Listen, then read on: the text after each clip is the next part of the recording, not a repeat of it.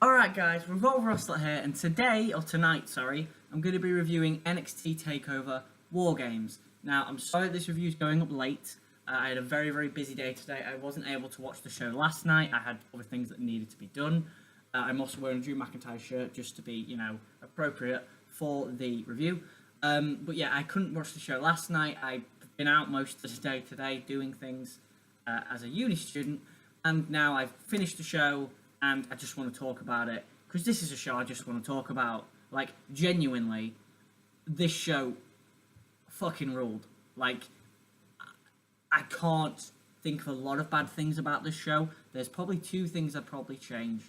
But outside of that, this show was absolutely flawless. I love this show to bits. Now, what was great about this show going in, especially to me, and I thought the show was really, really well built. Like, I thought the Velveteen Dream Aleister Black match had such a good feud behind it, genuinely. The Lars Sullivan Cassie Sono match hadn't had too much build, but like in terms of a match I was excited for, that was the number one. Like, genuinely, I wanted to see two guys just have a mean guy match. The NXT title match had been built flawlessly. Like, Andrade's turn from being such a low guy in NXT to becoming such a big contender for the title and becoming a big star in NXT has been fantastic. The WarGames match has been built flawlessly. Sanity, the Undisputed Era, and the Authors of Pain and Roderick Strong, that stuff's been great. And then the women, that stuff's been good too. So the build for this show was great, and the show just delivered. And I've got to talk about it because Survivor Series is on literally now, and I'm not watching it. I'm gonna have to watch it tomorrow, so that review will be late. I am sorry about that, but I just can't. I've got uni in the morning. I may watch the first hour or something like that. But yeah, I really should probably start on this NXT Takeover WarGames review. And the first match on the show was Lars Sullivan against Cassie Sono. I love Lars Sullivan to bits because I feel like they've booked him perfectly. He has 1 minute squash matches where he shows his power, he shows his unique brand of offense, kind of like Braun Strowman, and that's kind of what they're trying to do with him, which is fine because it has worked with Braun Strowman, and they know how to do that well. So kudos to them for doing that. And in a match with Cassie Sono, like, it's Lars Sullivan against Chris Hero. Like, I knew it'd be really, really good because it's just two mean guys who want to throw moves at each other, and that's exactly what it was. Only tried to catch him early, Lars just overpowered him. Jumping shoulder block to the outside, Lars got him back in, Ono got some offense in, he got like a little kick, but then when he did his kip up, Lars just killed him with a lariat. That was awesome. Ono tried to come back, he ducked a Lars Sullivan clothesline, but then got pop-up power slammed for a near fall. That was cool. Then, finally, Ono was starting to get back, and this is 5 minutes. This is an awesome pace for 5 minutes. Ono started to come back, rolling elbow, rolling elbow, rolling elbow, and he got a big one to the back of Lars Sullivan's head. Lars Sullivan wasn't down though, awesome there. Ono then got him with the discus big boot. Sullivan's down, 1-2, kick out by Lars Sullivan. First time he's been down in NXT. Ono's like, oh my god, what do I do? What do I do? He catches him with a big rolling elbow out of absolutely nowhere. Lars Sullivan, though, luckily falls towards the rope, so he stays on his feet. So Ono's like, oh my god, I need to give him another one. He goes for another one. Sullivan catches him. He hits the freak accident, which is the waistlift spinebuster. 1, 2, 3. This is one of the best 5 minute matches I've ever seen. It had such a pace. Every move looked important. Every move felt impactful. And every move felt like it was both men just throwing their big missiles at each other. Like, seriously, this was awesome. You've got to watch this. 3 3/4 stars. Awesome opener to the show. For 5 minutes, the right guy, Lars Sullivan, won. Ono looks awesome in defeat because he gave it his all. Awesome opener to the show. And then we had the second match on the show, Velveteen Dream against Aleister Black. I'd heard this was really, really good. On the house show circuit, apparently these guys are having really, really good matches. So I went into this knowing it'd be really good because Patrick Clark, or the Velveteen Dream, is great. He's a great athlete. And obviously everyone knows that Aleister Black is great, but with the Velveteen Dream, we wanted to know how he'd perform in a takeover in a big 15-minute long match. We got our answer. He performed exquisitely. This match ruled. This match had a great pace. This match had the best story of any on the show, really, to me. I just loved how Black came out first, and he just tried to out-wrestle the Velveteen Dream. He just really tried to piss him off by out-wrestling him. And it was the Velveteen Dream who first threw a strike. He threw a forearm, to which Black was like, no, no, no, no, no. He forearmed him back, then went back to the wrestling stuff. And then we had like the incorporation of some of the story spots, like Aleister Black going to do a tope to the outside, obviously hitting the moonsault into the ring and sitting down, to which Velveteen Dream like ran in and did like his pose to Aleister Black, and then Velveteen Dream transitioned that into him sitting like Aleister Black, and then Aleister Black did the Velveteen Dreams pose, and it was such an awesome story point, and the crowd popped for every one of these bits. They loved the story of this matchup. But then the Velveteen Dream would start to come back. He hit that cartwheel Death Valley driver for a near fall. He hit a sick-ass tornado DDT, standing tornado DDT, which he had for like a Sister Abigail, but like hooked to the head in the end and turned it into a tornado DDT, just killing poor Aleister Black. That was an awesome near fall. And then Aleister Black was just like, mate, I need to go to my arsenal. He killed him with a knee for a great near fall. And the Velveteen Dream somehow kicked out of that. And then the Velveteen Dream was just like crawling up the ropes, and he was like, say my name, pop-ups come up. I'm in a good mood, so you haven't pissed me off that much. But he was like, say my name, and Aleister Black was like, no. He hit him with Black Mass. 1, 2, 3. Exquisite professional wrestling. This was unbelievably done. Like, the story was told well, the action was really great, really frantic, a great 15 minutes of wrestling. I loved every second of this. 4.25 stars. And you know what? If I'd incorporated the aftermatch thing, where Aleister Black got a microphone and Velveteen Dream was lying right next to him, and Aleister Black goes and he says, because the whole story was that Aleister Black would never say the Velveteen Dream's name.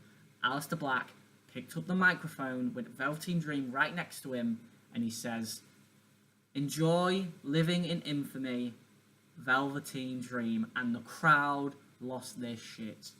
4.25 stars to the match. This segment was one of the best things NXT have done all year. It was awesome. Kudos to you guys, and especially kudos to the Velveteen Dream, because he really did step up. I expected Aleister Black to have a great match. The Velveteen Dream, well, he's the man. He's got a tough gimmick, but he's making it work, so kudos to him. And that led us into the women's three-way.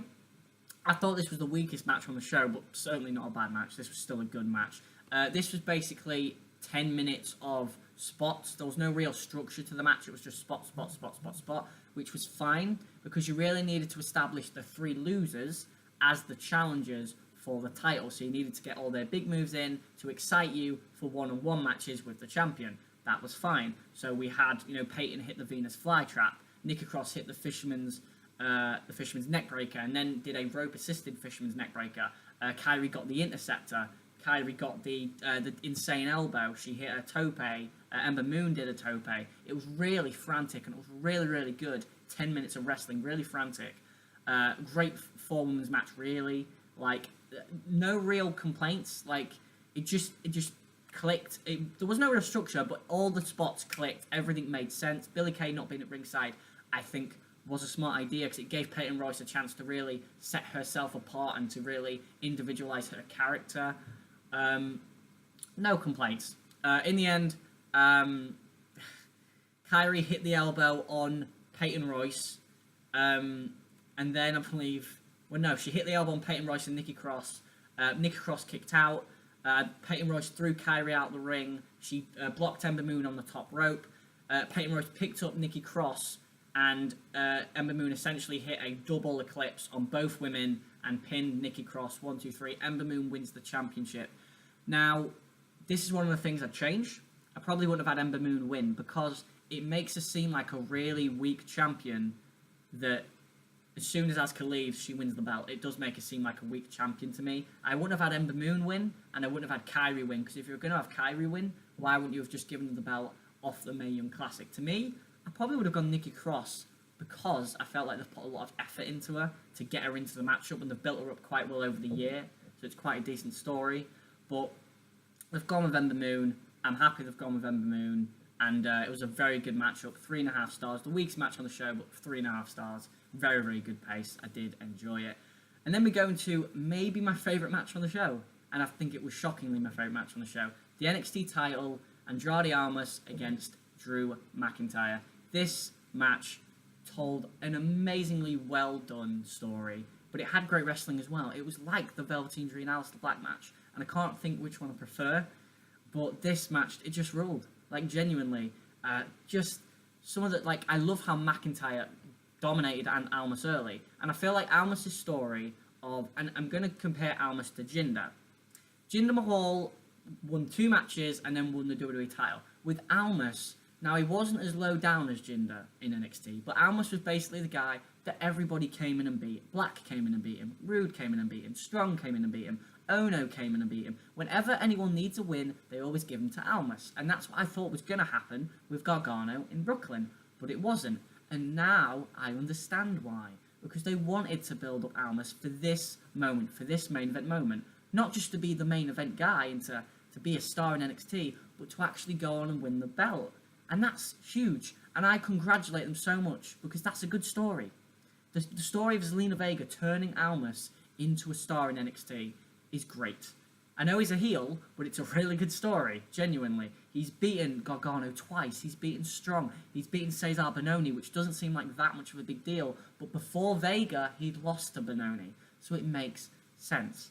The matchup, that was incorporated into the match, obviously, and you had Vega get involved at several moments to try and take McIntyre. I love the part where she tried to Hurricane Rana McIntyre, and McIntyre just put her back on the apron. There was some great spots, like Almas did an insane moonsault to the outside on McIntyre. That was awesome. Almas got a near fall off a Tree of Woe foot stomp, and then the double knees to the face. That was a great near fall. Then he got a near fall off the double knees to the back, which was also awesome. But then it was time for McIntyre to get his near falls. There was a great spot where both men were trading cradles. Almas got a great near fall off one cradle. McIntyre went for a cradle, but then turned it into a really good future shock. 1-2 kick out by Almas. McIntyre went for the Claymore. He got the Claymore. 1-2 kick out by Almas. He kicked out of the Claymore, which is awesome. Which, didn't use too many finishes, so I really didn't care. Then Vega got involved. Almas essentially went outside the ring. He got the belt. The referee went with him. Vega got in the ring. She spiked Hurricane Rana'd McIntyre's head. Almas ran in the ring, hit the Hammerlock DDT, or the La Sombra, which is what they're calling it, as a memoriam to his character in AAA, which is cool, although it's not a very creative name. But yeah, it means the shadow, so whatever. But yeah, so he hit the La Sombra, 1-2 kick out by McIntyre. It was a great near fall, really good near fall, really believable. Almas had no idea what to do, and McIntyre went for a second Claymore after hitting a headbutt. He went for a second Claymore, but he caught over the top ropes. He caught his groin on the top ropes. Now, I think he's genuinely injured, which isn't good, because I thought he would go to the main roster after this if he'd lost, which he obviously did. But it's not good that he's injured. I bought his shirt, so I do like Drew McIntyre quite a lot. Anyway, he went over the top ropes. He caught his groin. As he was getting back in, over the top rope. Almas grabbed him and basically hit like a bloody Sunday where you pick them up, spike them, La Sombra. 1, 2, 3. Almas won the NXT title. This was a shock. This was a genuine shock. Nobody went into this thinking Almas would win the belt. This was like when Itami went against Rude back in Chicago. Nobody thought Itami would beat Rude. Nobody thought Almas would beat McIntyre. Nobody thought Drew McIntyre would be a transitional NXT champion. Now, I don't mind him losing the belt. I just wish that maybe they'd given him at least a single NXT takeover defense. I would have maybe just done Roderick Strong at this takeover and had Almas beating for the belt in at the Rumble. Maybe in Philly. So I'm really happy. Great matchup. Told a great story. Great wrestling. Great near falls. McIntyre got so many great near falls, like the Future Shock, the Claymore, a deadlift powerbomb, which he tried earlier on in the match, so good storytelling and psychology. An awesome match, 4.25 stars. The best match McIntyre's had in NXT, the best match Almas has had in NXT. Awesome stuff. And that led us into the main event, the NXT WarGames match.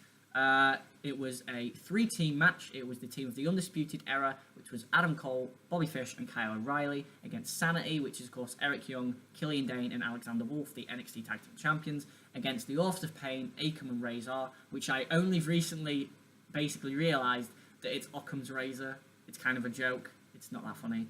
and Roderick Strong was their partner. Roderick Strong actually came out in Authors of Pain gear, which was cool. Okay, so this is a different War Games than people are used to. So basically, they started a single man from each team, which was Cole, Strong, and Young, the best three, really. That made more sense. And then they had the other two members of all the teams in shark cages, and after 5 minutes, one full team would come down. After 3 minutes, the next, and then after 3, the next.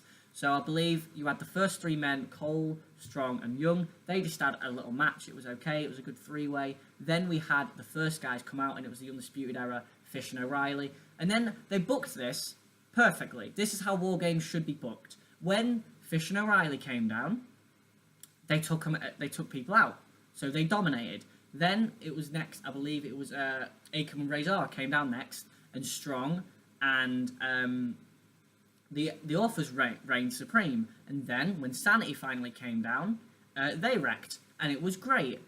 Although when Sanity came down, Wolf went in and he had like a nightstick, and he basically beat everyone with a nightstick, whilst Dane was on the outside throwing weapons in the ring, which I thought was a good idea because you did need weapons in War Games, to be honest. There was no roof, which is fine. But this match, there's so many spots. I can't name all the spots. Like, you have to watch this match to experience this match, because it was awesome and frantic. It was chaos when all 9 guys were in there. Like, there was a Chasing the Dragon, which was like a 3-way Chasing the Dragon with not just a roundhouse, but a super kick from Cole on Eric Young. That was awesome. There was a German suplex off the top rope from Alexander Wolf on one of the Authors, which was insane, through 2 tables. Killian Dane was made like an absolute star in this match. Double fall-away and Samoan drops on people. Fall-away slam, Samoan drops on people. He did a coast-to-coast with a trash can on Kyle O'Reilly, which was insane. Kyle O'Reilly did an Armageddon with a chain on Alexander Wolf. Eric Young, Eric Young and Alexander Wolf did their double team back suplex neckbreaker slam. Roddy was in there giving everyone backbreakers, like an Argentine backbreaker and a back suplex backbreaker. Awesome. Adam Cole was great. Like, this was just awesome. Absolutely awesome match. I can't describe everything in it. And in the end, everyone basically needed taken out.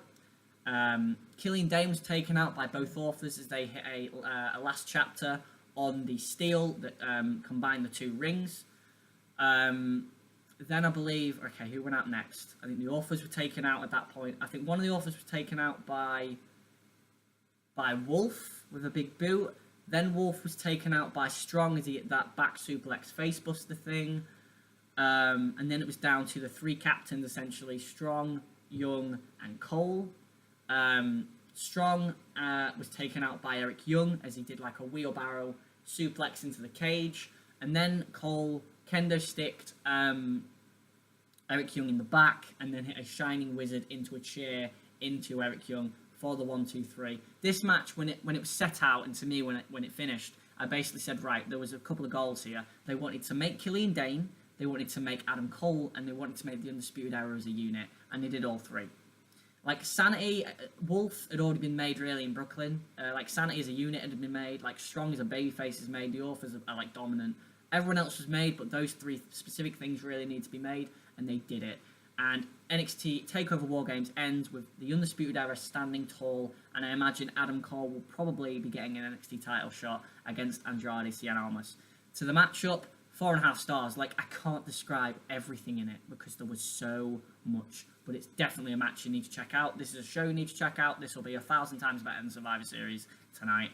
And that was NXT Takeover War Games, guys. Thanks for watching. This has been Roll Russell. Like, comment, subscribe for more. Tell me your thoughts. What did you think to NXT Takeover War Games? What was your favourite match? To me, I think it was the NXT title match. I think it just had a great balance of story and actual action, which the Velveteen Dream Aleister Black match did as well, but it's such a tough thing to call. I loved the opener. Like, 5 minutes. Just one of the best 5-minute matches I've ever seen. Just pound for pound, pound, pound. It's just great. It was like Godzilla and King Kong.